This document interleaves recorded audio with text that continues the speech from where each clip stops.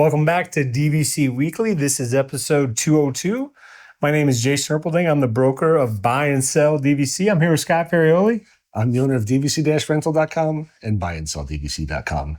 And before Jason goes on, we have such fun conversations before this stuff goes live. So I'm still smiling. So go ahead, Jason. And today is December 18th, 2024. 11-month window is November 18th, 2025. And the 7th-month window is July 18th, 2025. And basically Scott's smiling because he realizes that he's probably not going to do a 7-day rafting trip down the Colorado River anytime soon.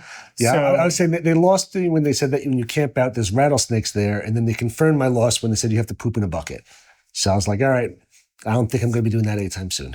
So we're no poop buckets at this age. So we're going to start on the buy and sell side of things. And really, we're going to just talk briefly because, you know, in some episode a long time ago, we talked about, you know, where else should Disney build an offsite DVC resort?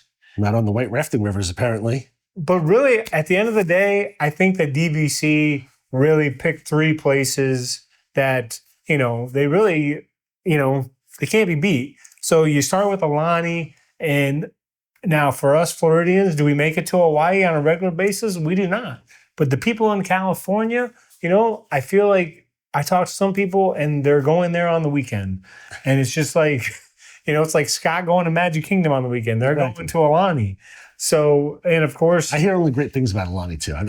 That's the only DVC resort we have not stayed in is Aulani. But again, I've heard nothing but great things about Aulani. I've never heard anybody really complain about it. I've never heard any of our renters or DVC owners say anything bad about Aulani at all. They just say how beautiful it is. I mean, the only complaint I hear is like, I want to say there's like maybe like a little time in June where it seems to be like super busy, but otherwise, yeah, I mean, it's, you know, it's obviously, it's a, you know, it's one of those things where if you go to Aulani, you're going to remember it, especially if you're an East Coaster, I should say, because, you know, you may only make it one time. And, you know, it's just, it's a fantastic location, bunch of things to do near Aulani.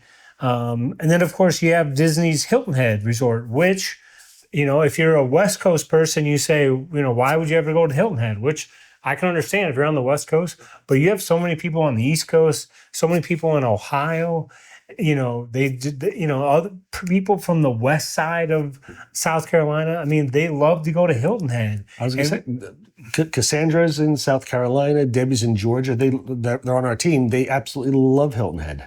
It's, you know, only a couple hour drive for them, and it's just a great getaway. They love it.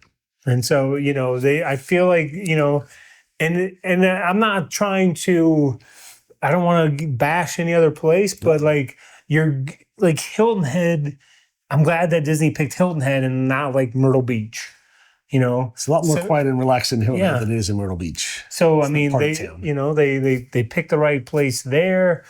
And then, of course, they picked Vero Beach, which, I mean, if you go back to, you know, 1996 or whatever year that they bought the property, you know, to think that that area would become what it has become, you know, today. I mean, they hit it out of the park, I feel, with that resort. I mean, we've talked about it before since 2000, we talked about Vero Beach before? Since the pandemic. You know, anybody brand new, he talks about Vero Beach almost every other week.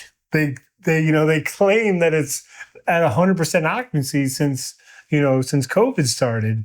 So, and and again, you have people that go there and they just love it.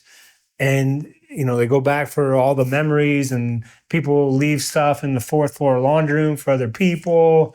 You know, you got, you know. Something a locals thing there. You get to know the area. It's very different. Like a big resort, it's a small, like little intimate place where you learn stuff. You learn about the 4th floor laundry room. You learn about I know you're in a bunch of like Vero Beach Rocks groups and like different Disney stuff where they talk about the different restaurants. It's all like a very like small local community that if you pay, you know, if you join into it, you'll benefit from. And you just, I mean, and then when you're at the pool or, you know, you're on the elevator, talk to someone, like people come back regularly. You see, you know, multi-generation family, you know, the grandparents, their kids, the grandkids. I mean, really, Disney. So when you're buying into DVC, you may say, "Oh, I'm never going to go to these places." Well, all of a sudden you're like, "Well, we should go to Hawaii once, and you get to use your points to stay there, and then maybe you want to go to Hilton Head, and you go to I mean, it's nice. Sometimes people say, well, because if you get a bunch of people that own at, say, Alani, but never use their points there, and they use it here, does it kind of, quote unquote, mess up the system? But really, I think everything works out the way it does. And they picked, really, 3 great resorts. And, knock on wood, really, the 3 resorts haven't really been affected by weather. Vero Beach in 2004, a little bit, but nothing major. So really, it's worked out fantastic. So just remember, I mean, if you're already a member or you're renting, I mean, the DVC-Rental can help you rent these places as well. Don't sleep on these 3 resorts. Are you going to Vero in like 3 weeks? Are you doing New Year's in Vero? No, yes. You are doing New Year's in Vero? Yes. I was pretty sure you already did it last year. I figured you were doing it again. So 2 nights. if you're in Vero Beach New Year's, look for this guy. Remember, we're jumping in the pool at midnight. I was going to say, he will be leading the way to jump in the pool at midnight at Vero Beach. They crank up the heat. And again, it's one of those things where it's a party. It's definitely not overcrowded, because it's, it's perfect. Hey, you said that last year. It's like, they're at capacity, but it never felt crowded. Yeah. And on New Year's, you figured it would be, you would feel even busier. And you said never felt really busy. Everybody jumped in at midnight. Wasn't a big deal. It was not too much at all. Like, it was a great place to go. Yeah. I'll be there. And now we're on, yeah. Now we're on to the food review. I might have skipped something again. I don't know, but we're on to the food review. Come here, I'm gonna eat you! Get in my belly! So last week I mentioned that Trails End used to have the all you can eat. That was the best deal on property. And now we are back at Trails End, back to the quick service restaurant now, which I was there it's been a while now, probably a couple months now. So I have so many food things to go through. And let them know where it's at. This is at Fort Wilderness. Thank you very much. At Fort Wilderness, Trails End. And what you're seeing here is the Settlement Skillet for $17.99. It consists of fried chicken, house-smoked ribs, pulled pork, mashed potatoes, cowboy beans, and cornbread. For regular barbecue at a Disney place, this was surprisingly good and a pretty decent value. Ribs were tendered, seasoned well. Pulled pork and fried chicken were both very good. Beans, honestly, are just beans, but they're perfectly fine. The cornbread was surprisingly good too. It's not as good, in my opinion, as like a regular barbecue place. Like, there's outside Disney property, 4 Rivers, probably not as good as like a Polite Pig at Disney Springs. But for being right at Fort Wilderness and a nice size meal for $17.99 on Disney property, very hard to beat. I'll definitely get this again. I'd give it a 7.7. Very happy with it. Again, I still miss Trails End being an all-you-can-eat restaurant at night. However, for the quick service, this was a very good option to get. And sorry, so you say this is at Fort Wilderness? Yes, this is at Fort Wilderness at the Trails End restaurants, right by Hoop to Do Review. Oh, that's what I was going to ask you in relation to Hoop to Do Review. Right next door to Hoop to Do Review. Okay.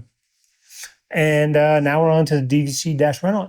And did you mention, is this something that's hard to get a reservation for? Or? It's a quick service service restaurant, so no reservation is needed. Oh, that's even better. Look at this. Just the handy dandy info man lately. Exactly. And now we're on to DVC-Rental side of things. Just want to go over, because this is actually a blog that we have coming up. Talk about when the rain starts coming at Disney season. I mean, we're not in a rainy season right now. But, we want to go over with fewer crowds and cozier atmosphere. There's still a lot of stuff to do at Disney. First one is to head to check out the indoor attractions. Stuff like Haunted Mansion, Pirates of the Caribbean, Small World are classics that, still are going to be running. The Epcot, you've got Spaceship Earth, Seas with Nemo, lots of shelter and entertainment, especially in the Seas Pavilion over at Epcot, because once you get out of the ride, there's still manatees and all sorts of fish and little shrimp, a whole a small aquarium inside the pavilion. At Hollywood Studios, you can still check out Toy Story Mania, Star Tours, Animal Kingdom, you've Avatar Flight of Passage, Festival of the Lion King. I mean, there's more than these at each location, but there's lots and lots of dry options. Most of the rides at Disney property are not really outside rides. Most of them are indoors. So still lots of covered rides and especially covered queues as well. Whereas at Disneyland in California, all of the queues are outside pretty much in the open, so you will get wet. Disneyland, normally once you get inside that queue, you are well protected. It's also a great time to possibly catch a show while you're at Disney. You got PhilharMagic, the 4D show, Epcot's American Adventure, which I have not gone to in a very, very, very long time. I just need to check that out. It's a 30-minute show pretty much if it's raining outside. Indiana Jones Stunt and Spectacular, there's covered viewing areas. I think they normally still do it in the rain. Maybe if it gets too bad, they will cancel the show. And you get the newer Finding Nemo Big Blue and Beyond Broadway style show as well that you can go check out. I don't want to say if it's raining, but I mean, next thing on the list is explore Disney Springs. So if it's really raining out, if it's umbrella raining, check out Disney Springs. If it's pouring, you might want to avoid Disney Springs. But I mean, bowling alley's still there, right? Bowling alley's still there. I've gone to the movies there several times. Tons of shopping, tons of food and entertainment. You have the big Lego store. You've got the Coca-Cola store. Great restaurants. Lots of dining options. Some of my favorite, Boathouse, Raglan Road. Both are absolutely fantastic. One that I want to check out within very, very, very soon is Jock Lindsay's Hangar Bar, because that's all decorated for Christmas right now. I have to do that. I missed it last year. I tried to go to Jock Lindsay's, and it said like online they were opening at like 11 o'clock, and we pulled up at like 10:45, like waiting for them to open, and then we got there, and online it said 11, but like at the restaurant it said like 11:30. So at that point we didn't want to wait 45 minutes for the restaurant, so I think we went somewhere else to eat. But definitely want to check that out. And again, lots of great options at Disney Springs. You've got some unique dining experiences to check out. Be Our Guest restaurant at Magic Kingdom, Space 220 at Epcot, where everything is, like you're in the space station above the earth.